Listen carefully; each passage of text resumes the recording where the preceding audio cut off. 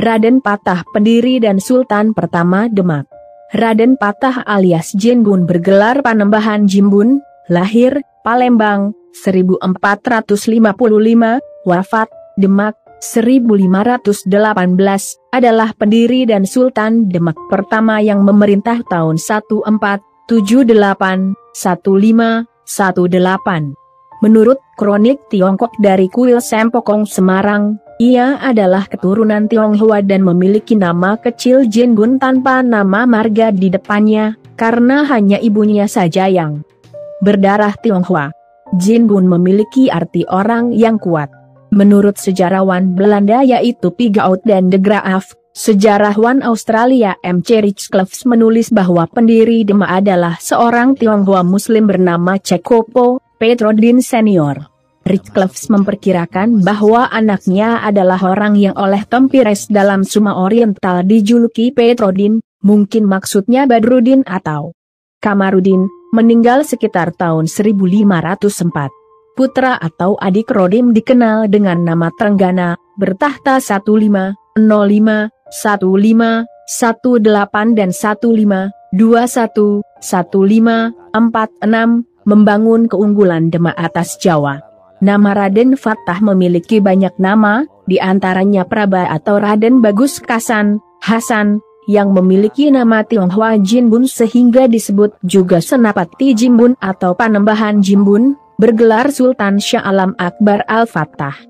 1455-1518. Nama Patah sendiri berasal dari kata Al-Fatah, yang artinya Seng Pembuka, karena ia memang pembuka kerajaan Islam pertama di Pulau Jawa. Menurut kronik Tiongkok dari Kuil Sempokong Semarang, ia memiliki nama Tionghoa yaitu Jinbun tanpa nama marga di depannya, karena hanya ibunya yang berdarah Tionghoa. Jinbun artinya orang kuat. Menurut Babat Tanah Jawi, ia bergelar Senapati. Jimbun Ningrat Ngabdurrahman Panembahan Palembang Sayyidin Panatagama, sedangkan menurut Serat Praniti Radia, bergelar Sultan Shah Alam Akbar, dan dalam Hikayat Banjar disebut Sultan Surya Alam. Asal-usul. Terdapat berbagai versi tentang asal-usul pendiri Kerajaan Demak. Menurut Babat Tanah Jawi, Raden Patah diduga adalah putra Brawijaya V Raja terakhir Majapahit, versi Babat, dari seorang selir Tionghoa. Selir Tionghoa ini putri dari Kiai Batong, alias Tan Gohwat. Karena Ratu Dwarawati Seng Permaisuri yang berasal dari Campa merasa cemburu, Brekertaphumi terpaksa memberikan selir Tiongkok kepada adipatinya di Palembang, yaitu Arya Damar. Setelah melahirkan Raden Patah, putri Tionghoa dinikahi Arya Damar, alias Swan Leong, melahirkan Raden Kuson, alias Kinsan. Menurut Purwaka Karubanagari, nama asli selir Tionghoa adalah Siu Banci, putri Tan Gohwat dan Siu Teo dari Gresik. Tan Gohwat merupakan seorang saudagar dan juga ulama bergelar Syekh Bantong, alias Kiai Batong. Menurut Suma Oriental karya Tome Pires, pendiri Demak bernama Petrodin, cucu seorang masyarakat kelas rendah di Gresik. Menurut kronik Tiongkok dari Kuil Sempokong, nama panggilan waktu Raden Patah masih muda adalah Jinbun, putra Kung Tabumi, alias Brekertaphumi alias Brawijaya V, Raja Majapahit, versi Pararaton, dari selir Tiongkok. Kemudian selir Tionghoa diberikan kepada seorang berdarah setengah Tionghoa bernama Swan Leong di Palembang.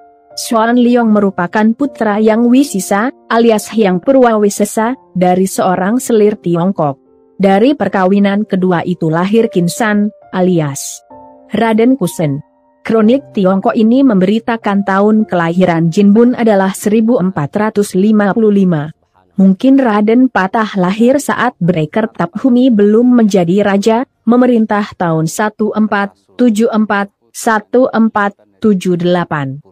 Menurut Slamet Muljana, 2005, Babat Tanah Jawi teledor dalam mengidentifikasi Brawijaya V sebagai ayah Raden Patah sekaligus ayah Arya Damar, yang lebih tepat isi naskah kronik Tiongkok Sempokong terkesan lebih masuk akal bahwa ayah Swan Leong, alias Arya Damar, adalah Yang Wisisa, berbeda dengan ayah Jinbun, alias Raden Patah, yaitu Kung Tabumi atau Kertaphumi alias Brawijaya V. Menurut sejarah Banten, pendiri Demak bernama Cucu Ganengwan, putra atau bawahan mantan Perdana Menteri Tiongkok, Haji Ganeng Chu, yang pindah ke Jawa Timur. Cucu mengabdi ke Majapahit dan berjasa menumpas pemberontakan. Aryadilah Bupati Palembang. Berita ini cukup aneh karena dalam babat Tanah Jawi, Aryadilah adalah nama lain Arya Damar, ayah angkat Raden Patah sendiri. Selanjutnya, atas jasa-jasanya, Cucu menjadi menantu Raja Majapahit dan dijadikan Bupati Demak bergelar Arya Sumangsang, Arya Suganda. Berdirinya Kesultanan Demak. Babat Tanah Jawi menyebutkan, Raden Patah menolak menggantikan Arya Damar menjadi Adipati Palembang. Ia kabur ke Pulau Jawa ditemani Raden Kuson Husain. Sesampainya di Jawa, keduanya berguru pada Sunan Ampel di Surabaya. Raden Kuson kemudian mengabdi ke Majapahit bergelar Adipati Pecat Tondo Ing Terung, sedangkan Raden Patah pindah ke Jawa Tengah membuka hutan Gelagahwangi menjadi sebuah pesantren. Makin lama pesantren Gelagahwangi semakin maju. Brawijaya di Majapahit khawatir kalau Raden Patah berniat memberontak. Raden Kusen yang kala itu sudah diangkat menjadi Adipati Terung diperintah untuk memanggil Raden Patah. Raden Kusen menghadapkan Raden Patah ke Majapahit. Brawijaya, diidentifikasi sebagai Brawijaya V, merasa terkesan dan akhirnya mau mengakui Raden Patah sebagai putranya. Raden Patah pun diangkat sebagai bupati, sedangkan Gelagahwangi diganti nama menjadi Demak, dengan ibu kota bernama Bintara. Menurut kronik Tiongkok, Jin Bon pindah dari Surabaya ke Demak tahun 1475. Kemudian ia menaklukkan Semarang tahun 1477 sebagai bawahan Demak. Hal itu membuat Kung Tabumi, alias Bray Kertaphumi, di Majapahit resah. Namun, berkat bujukan Bong Sui Ho, alias Sunan Ampel, Kung Tabumi bersedia mengakui Jin Bun sebagai anak, dan meresmikan kedudukannya sebagai bupati di Bingtulo, ejaan Tionghoa untuk Bintoro. Konflik Demak dan Majapahit.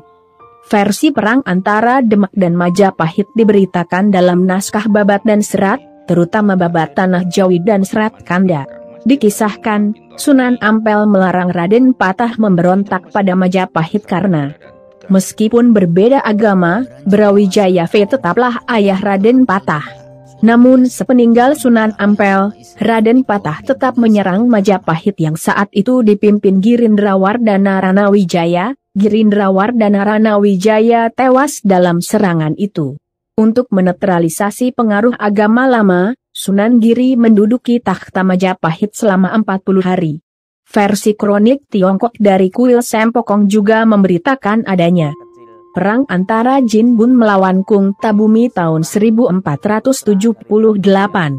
Perang terjadi setelah kematian Bong Sui Ho, alias Sunan Ampel. Jin Bun menggempur ibu kota Majapahit. Kung Tabumi alias Bray Kertaphumi ditangkap dan dipindahkan ke Demak secara hormat.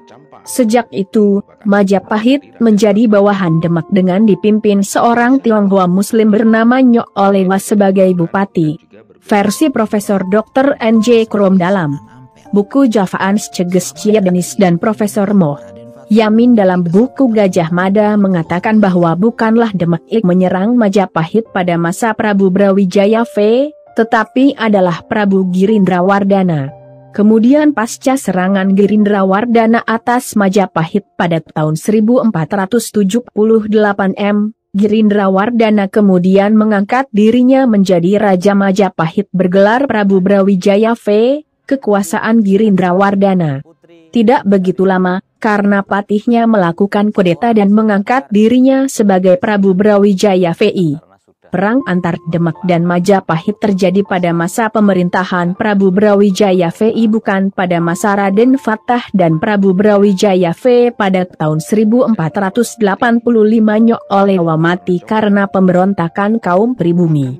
Maka, Jin Bun mengangkat seorang pribumi sebagai bupati baru bernama Pabu Tala, yang juga menantu Kung Tabumi. Tokoh Pabutala ini identik dengan Prabu Natagirindrawardana alias Dyah Ranawijaya yang menerbitkan Prasasti Jiwu tahun 1486 dan mengaku sebagai penguasa Majapahit, Janggala, dan Kadiri. Selain itu, Dyah Ranawijaya juga mengeluarkan prasasti peta yang berkisah tentang perang melawan daerah ibu kota Majapahit, Kadipaten Kertapahumi Mojokerto.